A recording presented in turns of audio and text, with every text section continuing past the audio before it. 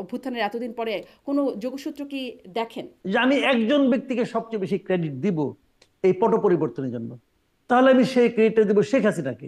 এই বৈষম্যবিরোধী ছাত্র আন্দোলনে এত পাওয়ারটা কোথায়? পাওয়ার কিন্তু কিছু না, পাওয়ার হলো তারা প্রশাসনের সাপোর্টটা পাচ্ছে।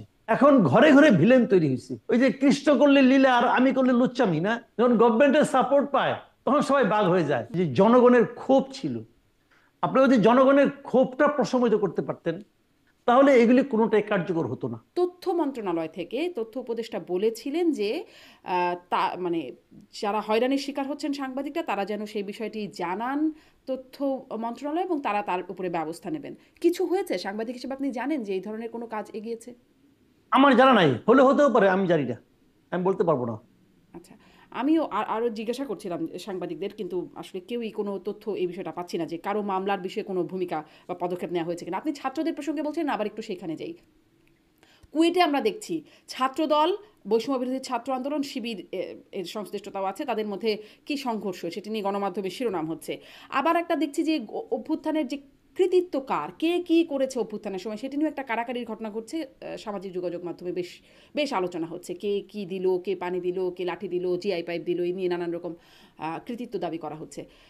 ঐক্যমতের কথা আমরা আলোচনা করছিলাম, ঐক্যমত কমিশন গঠন করা হলো, যারা গণ অভ্যুত্থানের সামনের সারিতে ছাত্ররা, তাদের মধ্যে এই অবস্থান, এটি আসলে কেমন লক্ষণ?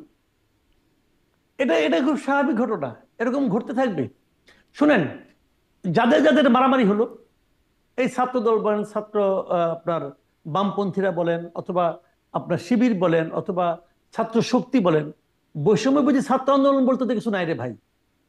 এখানে তো ছাত্র শক্তি লোকজন ছিল, এবং এই সবাই মিলা ছিল বৈষম্য বুঝি ছাত্র আন্দোলন। এখন বৈষম্য বুঝি ছাত্র আন্দোলনগুলি এক হয়ে গেছে, তারা আমরা কয়েকজন, এবং তারা পুরো ক্রেডিটটা নেওয়ার চেষ্টা করছে। এই যে ক্রেডিট নেওয়ার প্রতিযোগিতা, এটা সামনের দিনগুলিতে আপনি আরো স্পষ্ট দেখতে পারবেন। এখন কি হয়েছে, বাদ বাকি সবগুলি মিলে সবচেয়ে বড় সংগঠন যেটা ছাত্র দল, তাদেরকে আলাদা করার চেষ্টা করছে। তারা ভাবছে আগে ওদেরকে সরাই, বড়টাকে সরাই, এবং তাদের সঙ্গে একটা বিরোধ তৈরি হয়েছে, মারামারি হয়েছে। কি ইস্যুটা কি? যে ক্যাম্পাসে ছাত্র রাজনীতি চলবে কি চলবে না। এই তো ছাত্র রাজনীতি চলবে না, এটা বলতেছে কারা? বৈষম্যবিরোধী ছাত্র আন্দোলন। যখন তারা বলতেছে, তখন আবার মধুর ক্যান্টিনে বসে 2 দিন আগে তাদের নতুন ছাত্র সংগঠন গঠনের ঘোষণা দিচ্ছে। তো এটা কি মিললো ভাই? এটা কি মিললো? মানে তুমি করতে পারবা না, আমি করব, মানে ওই যে কৃষ্ণ করলে লীলা আর আমি করলে লুচ্চামি না, এটা হইল রে ভাই? এটা তো হয় না। তো তারা তো তাই করতেছে। আচ্ছা ঠিক আছে, এটা কেন হচ্ছে জানেন? সামনে নির্বাচন। এখন এই নির্বাচনে কার ছাত্র সংগঠন কতটা স্ট্রং হবে সেটা প্রমাণের একটা সময় আসছে। কয়দিন আগে যে আমরা একসঙ্গে গলায় গলা ধরে আমরা যে স্বৈরাচারের বিরুদ্ধে ফাইট করছি, সেই যে ভিলেনটা, সেই ভিলেনটা এখন অপসারিত হয়েছে। এখন ঘরে ঘরে ভিলেন তৈরি হয়েছে। আগামী দিনে দেখবেন এখান থেকে এই বিভাজনটা হয়ে গেল, এখন ছাত্রদল আলাদা। 2 দিন পরে দেখবেন এই ছাত্র শিবির আর বৈষম্য যাওয়ার বাদবে। কারণটা কি? তারাও তো প্রতিদ্বন্দ্বী দল, আবার দুই তারা জোট করে ইলেকশন করে, তাহলে আবার তারা গলায় গলায় ভাব থাকবে। এটাই চলবে। কিন্তু এখানে সমস্যাটা কোথায়? এই বৈষম্যবিরোধী ছাত্র আন্দোলনে এত পাওয়ারটা কোথায়? পাওয়ার কিন্তু কিছু না, পাওয়ার হলো তারা প্রশাসনের সাপোর্টটা পাচ্ছে। প্রশাসনের সাপোর্ট পারলে সবাই, যে বলে না, গ্রামে একটা প্রবাদ আছে দেখবেন, যে গলির কুকুর কিন্তু নিজের গলিতে বাঘ, আবার অন্য গলিতে গেলে সে কিন্তু তখন বিলাই হয়ে যায়। তো এখন এখানেও একই জিনিসটা, যে এখন যখন গভর্নমেন্টের সাপোর্ট পায় তখন সবাই বাঘ হয়ে যায়। ছাত্রলীগও বাঘ ছিল, হারিয়ে গেছে, এরাও বাঘ হয়ে আছে। ওই জন্য ওয়েট করেন, দেখেন ইলেকশনের টানাপোড়েন যখন শুরু হবে, দেখেন কি হয়।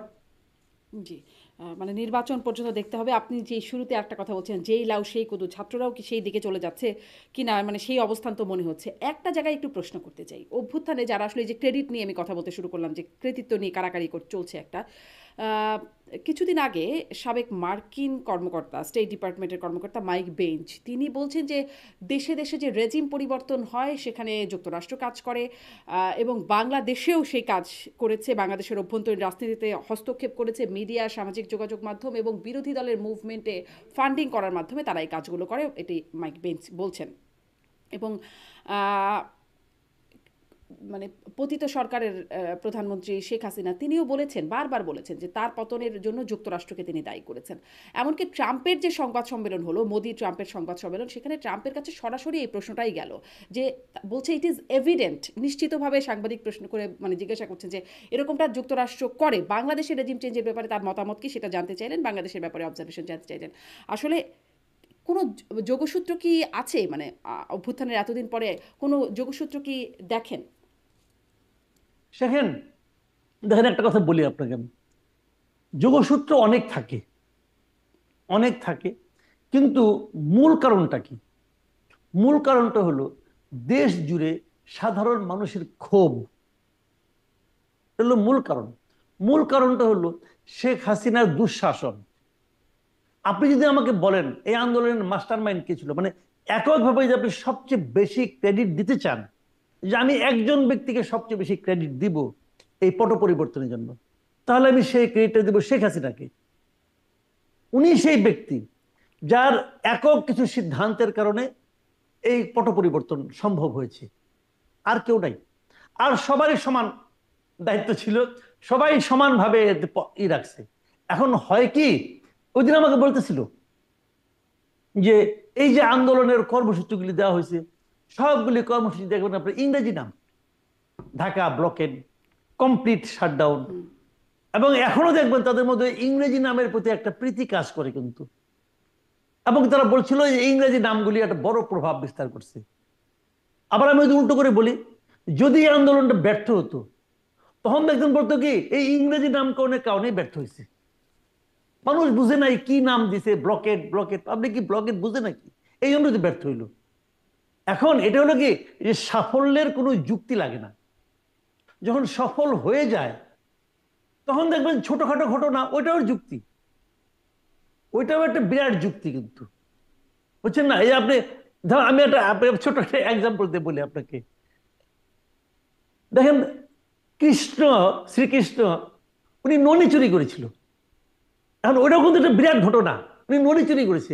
আমি আপনি ননি চুরি করলে ভাই নাম হবে আমাদের, হবে, মায়ের খাবেন, চট থাপ্পড় খাবেন বাপ মায়ের কাছে, তুই চুরি করলি কেন? কিন্তু যেহেতু কৃষ্ণ করেছে, অতএব ওইটা খুব একটা বিরাট ঘটনা, কিন্তু উনি ননি চুরি করেছে। তো এখন এখানেও ঘটনাগুলো এভাবে ঘটে, যে ঘটনা ঘটে গেছে। এখন এই ঘটনার ক্রেডিট, এই ঘটনার সাফল্যের কারণ কত রকম যে হবে, এটা কোনো এই শেষ নাই। সামান্য ছোটখাটো পদক্ষেপে দেখবেন এটা বিরাট ঘটনা। তো এই জন্য বললাম যে সাফল্যের কোনো ব্যাখ্যা লাগে না। কিন্তু এটাকে তো সাফল্য সাফল্য হিসেবে যুক্তরাষ্ট্র তো, যেমন ট্রাম্প খুব স্বাভাবিকভাবে অস্বীকার করেছেন যে না, ডিপ স্টেটের কোনো ভূমিকা নাই বা যুক্তরাষ্ট্রের কোনো ভূমিকা নেই ট্রাম্প তো এখানে। ততটুকুই অস্বীকার করেন, ট্রাম্পের যে ফর্মুলা, ট্রাম্প তো ততটুকু অস্বীকার করবেন। আপনি ডিপ স্টেট, এটা কি গভর্নমেন্ট, কোনো গভর্নমেন্ট স্বীকার করবে? একদমই না। ডিপ স্টেট সে স্বীকার করবে কেন? কেন করবে? বুঝছেন না? এইগুলোই তো হয় ভাই আমাদের সোসাইটিতে। অনেক সময় দেখবেন আপনি যে 3.5 বছর ধরে প্রেম করেছে, তারপর বিয়ে করছে, পরে বলে কি যে আমি তো চিনতাম না, বাবা মা পছন্দ করে বিয়ে করেছে, বলে কিন্তু রে ভাই। তো ওই ডিপ স্টেট আর কি, ডিপ স্টেটের মাধ্যমে একটা সম্পর্ক ছিল, পরে কয়ে কিনা আমি কিছু জানি না, আমার বাবা মা করাইছে। তো এইটা এরকম। তো ডিপ স্টেটের ঘটনা কিছু শুনেন, শেখ হাসিনা তো একটা প্রাইম মিনিস্টার ছিলেন, তাই না?